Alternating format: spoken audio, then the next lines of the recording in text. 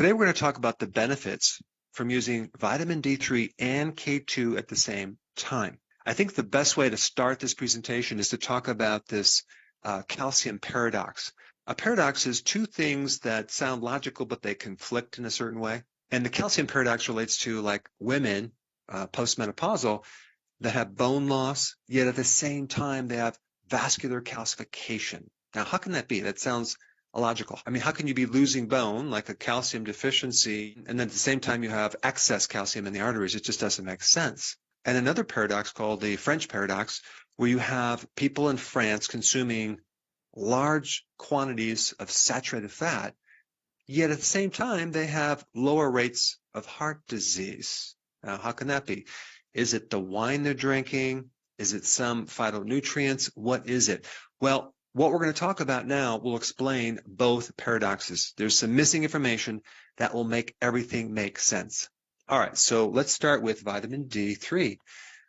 Most people know that vitamin D3 helps the absorption of calcium in the intestines by a factor of 20x. So you can absorb a lot more calcium when you have vitamin D in your gut. Where does the calcium go? It goes in your blood. Now, is that dangerous? Is that a problem? Are you going to develop too much calcium in the blood? That's called hypercalcemia.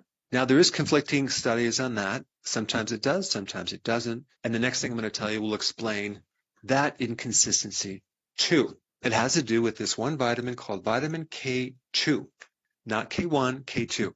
K1 is all about clotting, okay? If you're deficient in K1, you're going to bruise easily. Vitamin K2 is different. It takes that calcium in the blood and transports it into the bone and the teeth. It's a calcium transporter, and it uses this helper right here. It's a protein called osteocalcin to draw calcium into the bone and bind it inside the bone so the bones become very, very solid. And K2 also activates another thing right here called matrix GLA protein, which is not necessarily binding the calcium in the bone. It's removing the calcium from not just the arteries, but other soft tissues. So it keeps calcium out of the arteries, out of the joints, out of the eyes, out of the kidneys, out of the lungs, out of the skin, out of the breast tissue. And so vitamin K2 is the activator of both of these guys right here.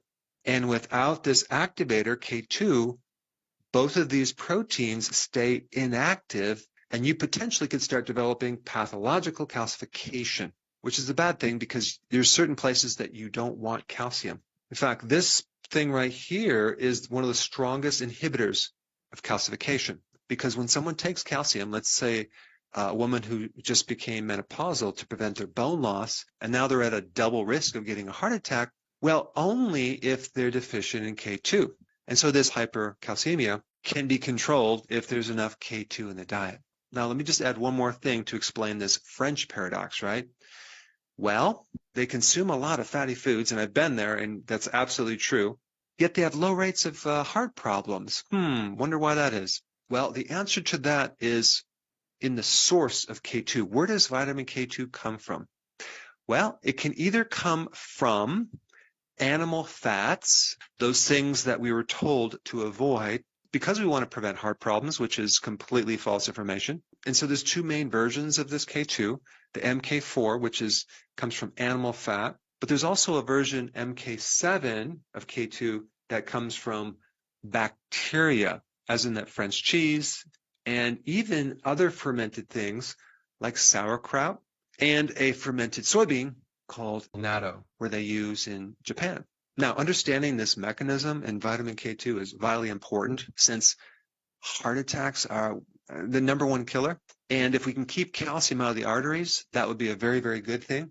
And it also explains why a lot of people are deficient in K2, because they have cut out these foods right here, which I'm going to explain.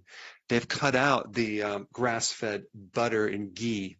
And all the foods I'm going to mention now are high in vitamin K2. They have cut out the hard and soft cheeses. Maybe they might do low-fat cheeses. Well, guess where all the vitamin K2 is? It's in the fat. Vitamin K2 is also in egg yolks, especially if it's pasture-raised, allowing chickens to run out into the pasture. Vitamin K2 is also in goose liver, chicken liver, and beef liver. It's in hot dogs, and it's also in salmon, wild-caught salmon. Now, there's a very interesting book, Nutrition and Physical Degeneration by Weston Price. I don't know if you've heard about this, but Weston Price studied traditional cultures, and he observed that in these traditional cultures, the teeth were almost perfect. The jaw structure was symmetrical, and there's no need for braces at all. Compared to our modern diet, where just about everyone needs braces. But he found that traditional diets had 10 times the amount of fat-soluble vitamins, and vitamin K2 is a fat-soluble vitamin. In fact, he talks about vitamin K2 in his book even before it was discovered. He didn't have a name for it, so he called it Activator X. But it's interesting that he isolated that way back, I think it was in the 20s. Vitamin K2 doesn't just control calcium. It also can help make insulin more sensitive to decrease someone's risk for diabetes. It also has benefits in improving varicose veins, wrinkles, decreasing your risk for getting cavities, as well as preventing jaw malformations where someone would need braces. And the other thing you need to know about is vitamin K2 also needs vitamin D3, right, to help mobilize this calcium. Because if there's no vitamin D3, then where's the calcium for vitamin K2 to deliver into the bones? So we need vitamin D3 and we need K2 in the control of calcium, as well as in many different functions.